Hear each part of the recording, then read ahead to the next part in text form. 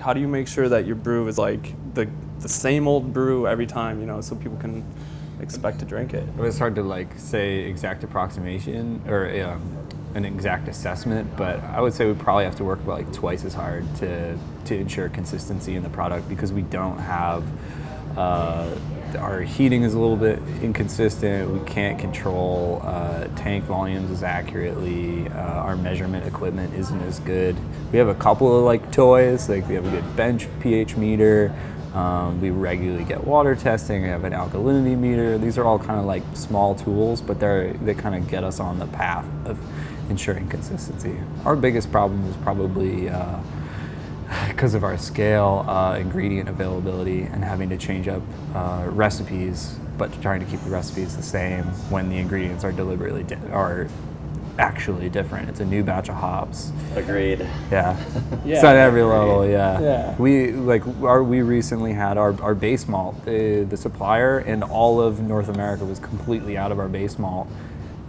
So we had to, we shouldn't have put all our eggs in one basket, but no one foresaw that all the West Coast was going to run a Simpson's Golden Promise. Of course. So, yeah. Not to mention this year's barley crop is not the best. but it's the best it's ever been in the UK, which is where all our malt is from. That's crazy. Okay, so yeah, you're experiencing like barley drought basically, and It's our best. We just had Peter Simpson was just at our place, and he's like, it's like the best year we've had in probably 3 or 4 decades. He's a cool guy. I met him at CBC in Boston, and he was blown away that at that time I was doing it. I was running a 7-barrel brewery, and he was like, wow, like, how do you make any money using my malt? Yeah, it's so expensive. Exactly. So, Jeff, I mean, how do you guys keep your consistency besides like automation and stuff like that? Like, when you're shopping for products and stuff, like, you have the same suppliers you go to, or you kind of we tried. I mean, verbatim, we try to keep it as much as the original as possible. But when the lots switch, that's where it gets. That's where that crossover happens. And we're bulk, so we're in a silo. So we get down to about 10% left, and we fill on top. So we don't know, when we're switching lots coming through, and you don't see it till you see when you come out of the lauder tun where you're at, and it's like we double batch, so we do 2 brews a day. So whatever we hit in batch 1, if we can adjust it in the whirlpool by adding water again, like we touched on high gravity and then taking it down. We make up in the malt bill on the second brew to have that luxury of fine tuning the brew.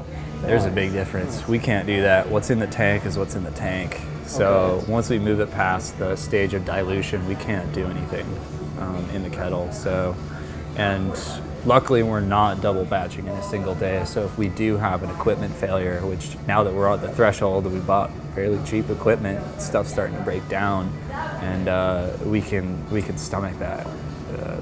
For chucking out a ton of brews in a day, that could be the end of your shift if you have a major equipment breakdown. We've sat in the whirlpool for 4 hours during just a power outage. Yeah. Wow. It's like, okay. We had our glycol chiller fail a couple weeks ago. That was brutal. Like, good fermentation go up to like 97. It's just like, yeah, that one's still sitting in keg. It's probably going down the drain. So Yeah, and I'm worried about master profiles out the roof.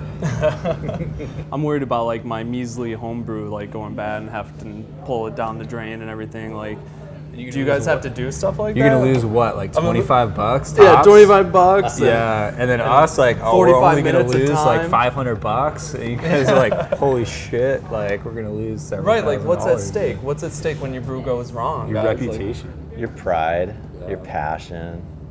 Like, you're worried about, like you just said, you're worried about how it's going to come out. It's because you're invested in it. Yeah. It's a. But on the low end, you guys are like, come on. I mean, like a brew goes bad here. How many gallons is that? How much time is wasted? And Yeah, it sucks. It definitely sucks. You face decisions like that, like, God, every day. Like, we have one of our core brands, like it turned out a little bit different. We changed up some of the numbers because we're getting more accurate with what we're looking at with hop utilization rates. And so I switched up some numbers, but then we're also switching to a new hop. I think I fucked up somewhere in there, and we ended up overbittering one of our beers. And not overbittering, the late hop characters came on really strong. It's nice, it's a nice beer, but it's not our ordinary bitter. And when the ordinary bitter tastes like a pale ale, what do? Like, I put a lot of our reputation on making a really high quality ordinary bitter because I want to bring high quality British beers to people. And when it tastes like a really lovely pale ale, they're like, what the hell do? You still made a good beer, but... It's like a Frankenstein beer, right? That's the beauty of the IPA, right? Yeah, right? It could be... Just dry hop it more. Yeah. A hydrometer is a means of measuring the gravity of a fluid, so the density of the fluid. And high sugar content increases the density of the fluid, and when you have alcohol being less dense than water, as the sugar is turned into alcohol, the density is decreased. So you use the hydrometer to measure your initial starting sugar content, and then as you progress through fermentation, you're able to use the decreasing density as measured through the hydrometer to then calculate your alcohol content.